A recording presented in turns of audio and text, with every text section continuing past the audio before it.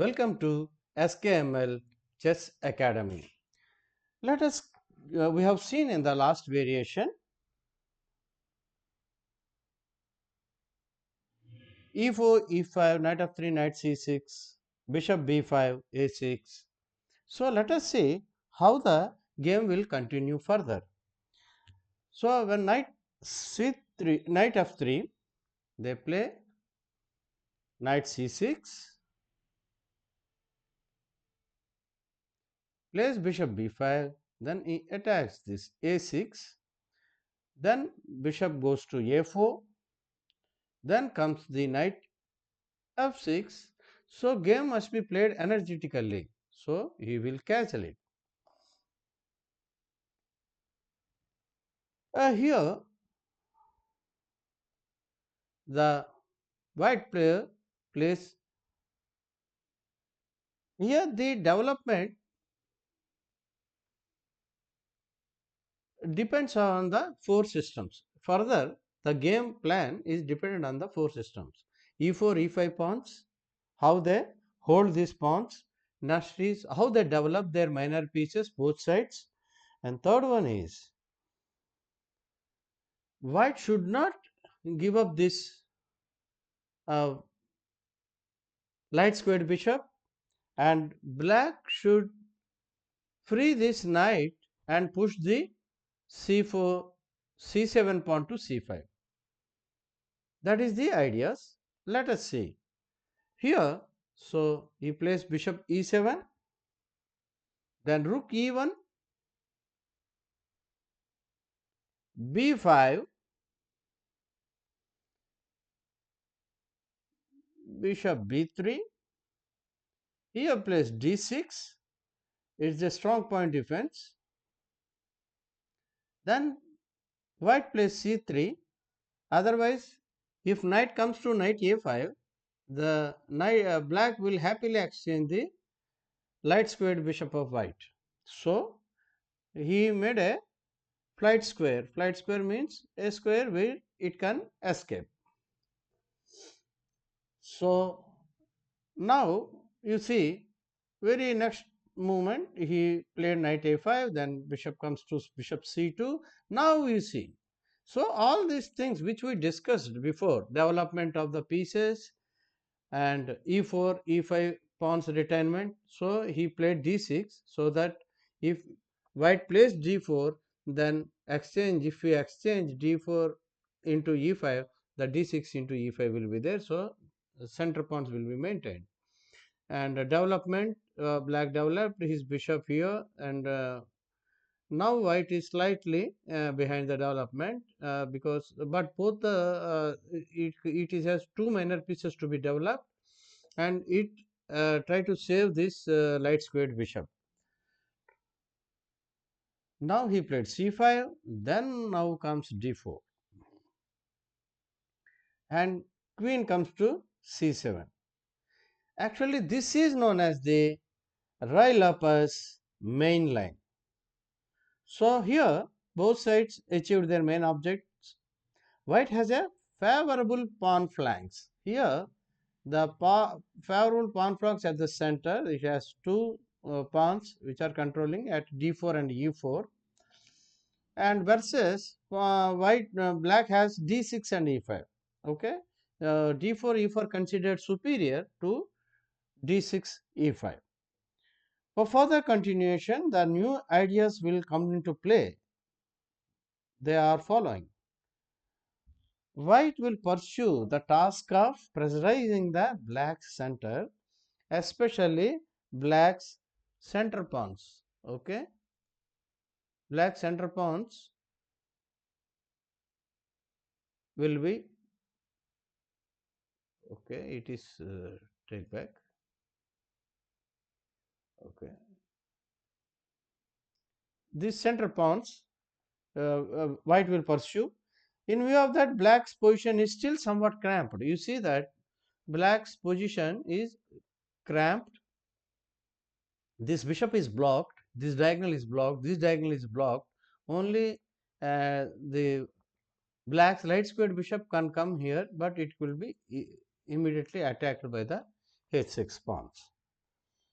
So blacks first must concentrate on closing the center, compelling either d into e5. So black first has to play d into so white must concentrate on closing the center, d into e5 or d5. White should play d into e5 or d5. The effect will be solidification of his strong point at e5, which in turn frees his pieces for action elsewhere. Under no circumstances must undertake any action before the situation is clarified. Okay, black's eventual counter chances lie on the queen side. He must never allow the pawn position there to be blocked. He should not block his pawn positions on the queen side. So the crucial line has been tried again and again. After d4, queen c7.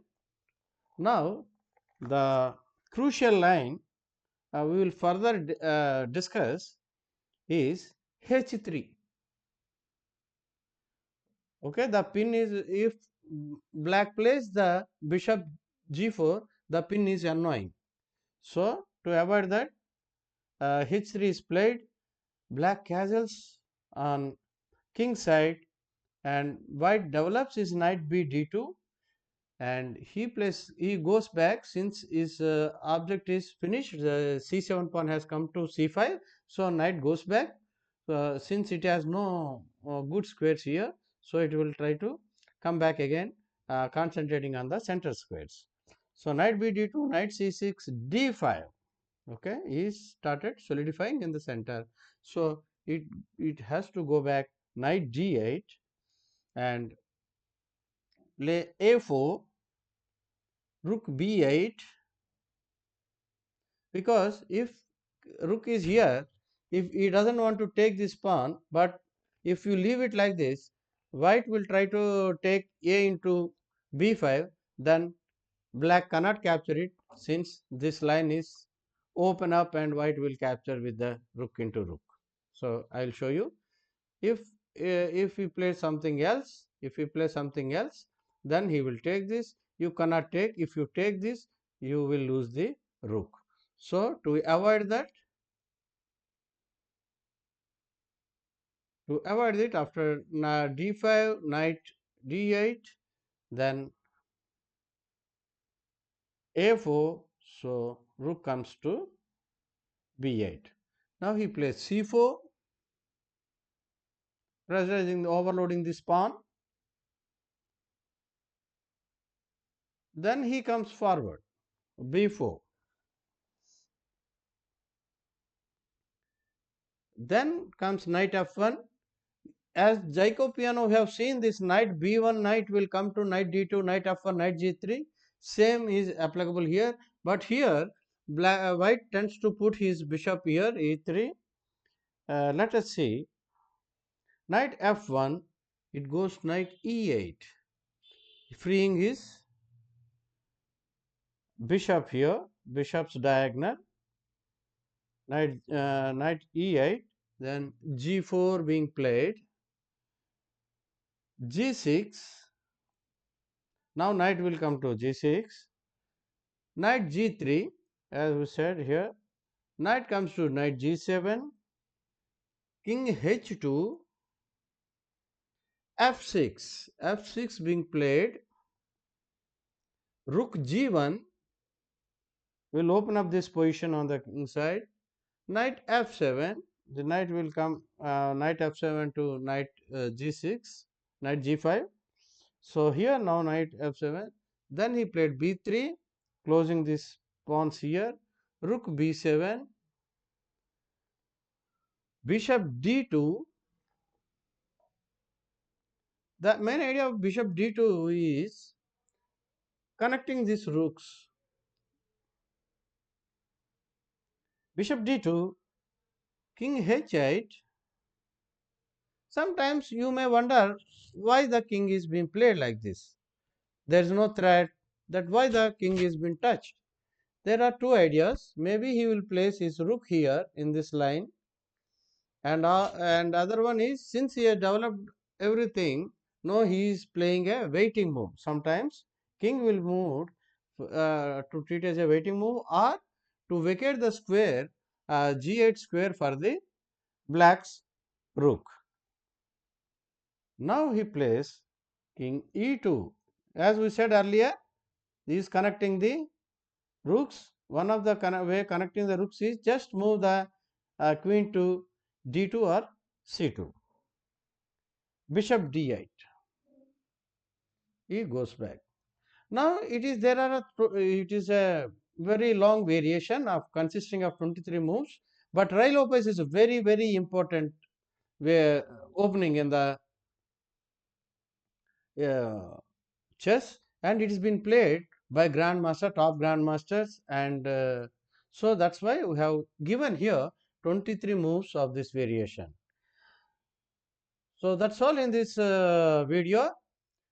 uh, if you like, please subscribe and share this video, and we'll see you in the next video some more ideas in the Ruy Lopez. This Ruy Lopez variation, you should we have given up to 23 moves, so you can further take the ideas from this here and improve your opening play. Bye.